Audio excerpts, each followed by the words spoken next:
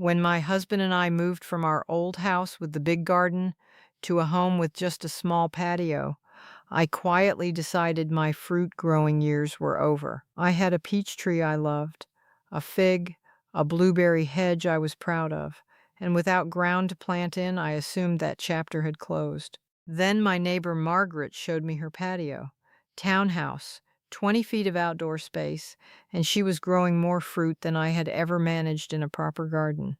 Lemons, figs, blueberries, a dwarf peach, and a banana plant in the corner, all in pots. I asked how she was doing it. She said most people think fruit trees need land. They don't. They need the right variety and the right container. That one sentence changed everything. Because here is what I had never understood. Many fruit plants do not just tolerate containers. For specific reasons I want to walk you through today, they actually perform better in one. If you are new here, welcome to the Gardening Grandma. I share what a real lifetime in the garden actually teaches you. Hit that subscribe button right now so you do not miss a video. Now let us get into it. Number 10, pomegranate. This is the one that makes people laugh when I suggest it, and then look completely serious when they see what it produces. Dwarf varieties like Nana or State Fair have a naturally compact root system that welcomes being contained. They settle into a 15 to 20 gallon pot as though that was always the plan. Here is what most gardeners never discover until the damage is already done. Pomegranates are among the most drought-tolerant container fruits you can grow. Once established, they forgive missed waterings in a way almost nothing else will. I have watched one go nearly 2 weeks without water in August heat and bounce right back. One healthy plant gives you 15 to 30 fruits a season. At shop prices, that is $50 to $70 worth of fruit from a single pot, year after year. My rule now is simple. When someone tells me a fruit is too exotic for a container, I think of pomegranate first. If that grows in a pot, most things will. Number 9, fig. Fig trees have a relationship with containers that most gardeners have never been told about, and it changes everything. Figs prefer being slightly root-bound. A crowded root system signals the tree to shift its energy toward fruit instead of leaves and branches. A fig in the ground with unlimited space grows enormous and produces moderately. A fig in a container gets on with the important work. Petite Nigra and Chicago Hardy are the varieties to look for. Both are bred for exactly this kind of growing, and a well-managed container fig can produce over 100 fruits in a single season. Here is what most gardeners never discover until the damage is already done. Figs fruit on new growth. Even if yours dies back completely in a cold winter, it returns in spring and still gives you fruit that same year. The container also lets you move it somewhere sheltered in the worst of the cold, which an in-ground tree cannot offer you. My rule now is simple. Do not rush your fig into a larger pot. A slightly tight fig is a productive fig. Number 8, blueberries. Blueberries belong here not because they are easy, but because containers solve the one problem that stops most blueberry growers before they ever get started. Blueberries need acidic soil, a pH between 4.5 and 5.5. Most garden soil does not come close, and amending an entire bed down to those numbers is expensive and frustrating. In a container, the problem disappears. You choose what goes in the pot before the plant ever touches it. Mix with peat moss or use an azalea and rhododendron mix, and you are done. Top Hat and Peach Sorbet stay under 3 feet, produce heavily, and turn extraordinary shades of red and orange in autumn. They earn their spot even when not fruiting. Here is what most gardeners never discover until the damage is already done. A single mature container blueberry can give you 3 to 5 pounds per season. At $5 to $7 a pound for organic berries, it pays for itself within the first year of fruiting. My rule now is simple. Fix the soil before you plant. The container gives you that chance. Do not waste it. Number 7, Meyer lemon. There is a reason Meyer lemon comes up in every container gardening conversation, and it is not just because they are beautiful. It is because they are ever bearing. At any moment on a healthy tree, you can find open flowers, small green fruit, and ripe yellow lemons all at once. The tree never takes a season off. One established Meyer lemon gives you 50 to 100 lemons a year. When you work out what that costs at the supermarket, you quickly realize the tree pays for itself. Here is what most gardeners never discover until the damage is already done. A lemon in a container is actually easier to keep alive than a lemon in the ground because you control everything. Too cold? Move it inside near a south-facing window. Pests arriving? Treat one isolated pot. Soil issues? You chose what went in it. And when a Meyer lemon blooms, the fragrance is extraordinary. Your whole patio smells like a citrus grove for weeks. That alone is worth growing one. My rule now is simple: feed lightly and consistently. A balanced organic fertilizer every 2 weeks through the growing season is all it needs to stay loaded. Before we continue, a quick favor. Have you ever tried growing fruit in containers? Did it go well, or did something go sideways? Drop a comment below. I read every single one, and your stories genuinely shape the videos I make next. And if you have not subscribed yet, please do it now. I have wonderful things planned, and I do not want you to miss them. Number 6. Dwarf peach. The moment you say peaches, most people picture a large orchard tree that belongs on a farm.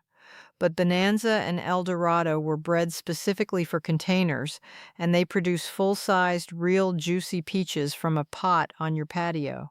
These trees stay around 5 to 6 feet, are self-pollinating, and bloom with gorgeous pink flowers every spring. Here is what most gardeners never discover until the damage is already done. Commercial peaches are picked underripe to survive shipping. Yours come off the tree at the exact right moment. The flavor difference is not subtle. Most people who grew up eating shop peaches do not know what a real peach actually tastes like until they have one from their own tree. The container also lets you protect them easily. Cover during a late frost. Net against birds without a ladder. My rule now is simple: thin the baby fruit when it forms. Remove half of them. It feels wrong.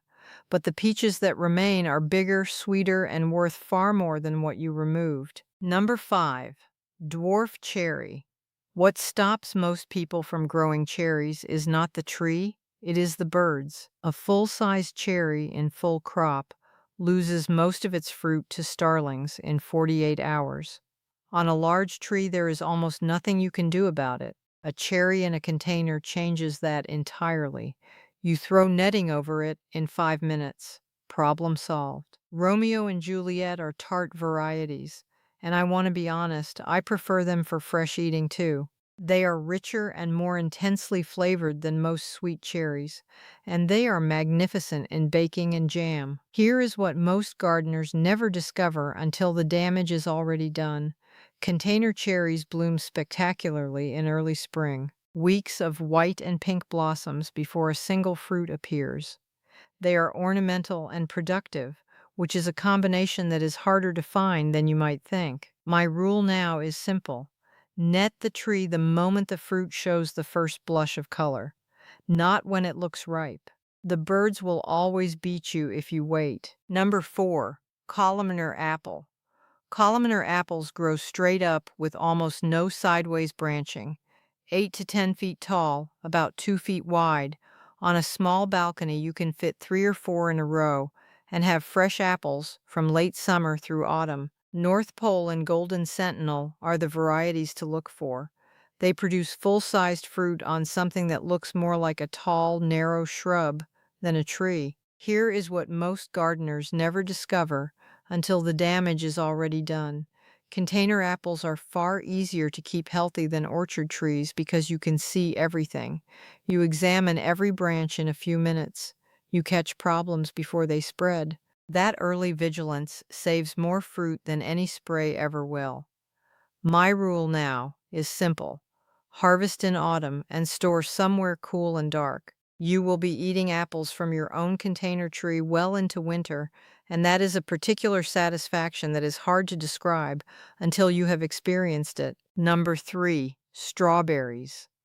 Strawberries are not trees, and I am including them anyway because leaving them off would be a disservice to every gardener reading this. 6 to 8 ever-bearing plants in a good pot produce fruit almost daily, from late spring through the first frost. Pounds of berries over a season, picked at perfect ripeness. The flavor compared to a supermarket strawberry is so dramatic that once you have had one homegrown, buying them becomes genuinely disappointing. Here is what most gardeners never discover until the damage is already done.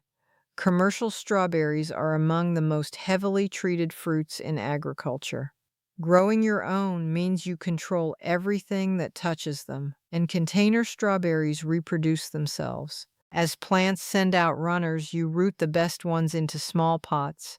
Your collection grows for free, and your best producers become the parents of the next generation. My rule now is simple: taste before you propagate. Only root runners from the plants whose berries make you stop what you are doing. Over a few seasons, your whole collection becomes exceptional. Number 2, avocado. I know what some of you are thinking, and I want to address it directly before we go any further. Yes, dwarf avocado varieties like Wurtz and Little Cado will fruit in containers. I have done it. The honest caveat is patience, 3 to 4 years before significant fruiting. But here is what I ask people who hesitate: what is the alternative? Spend those years buying avocados at $2 each, or grow a tree that then produces fruit for 20 years or more. Here is what most gardeners never discover until the damage is already done. The dwarf varieties are self-pollinating. One tree is all you need. Good drainage, consistent but not excessive water, and patience. Overwatering kills more container avocados than cold or neglect combined. The container also lets you bring it inside during cold snaps, which means people in climates that technically cannot grow avocados are successfully growing them anyway. My rule now is simple: do not overwater and do not give up. The wait is long, the harvest is worth it. Number 1, dwarf banana. This is the one that surprises people most, and I love that it is sitting at the top of this list. Dwarf Cavendish produces the same bananas you buy at the supermarket, from a plant in a pot on your patio. One container banana plant can give you 50 to 100 bananas in a harvest cycle, and it begins fruiting within 18 months to 2 years. Then it does not stop. After the main stem fruits and dies back, it sends up shoots called pups.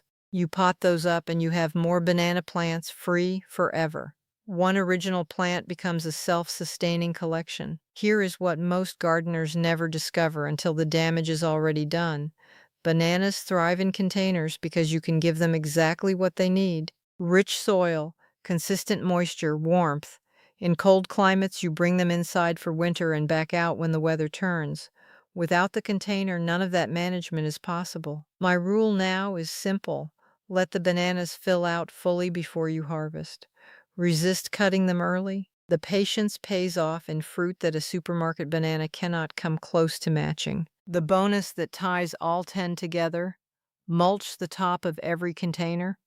2 to 3 inches of wood chips or straw on the soil surface regulates temperature, retains moisture, and breaks down slowly to feed your plants. It costs almost nothing and improves every fruit on this list. Ask a local tree surgeon for wood chips. Most give them away free. So there we have it: 10 fruit plants that thrive in containers, produce real harvests, and give you food that is better than anything at the shop, whether you have a small balcony or a generous patio. Tell me in the comments which one you are starting with. Or if you are already growing fruit in a container and nobody knows about it, tell me that too. Those stories are the ones I treasure most. If this video helped you, share it with a fellow gardener. That is how this little channel grows, and I am grateful for every one of you who does. Until next time, happy gardening. Take care of yourselves and take care of those beautiful gardens of yours.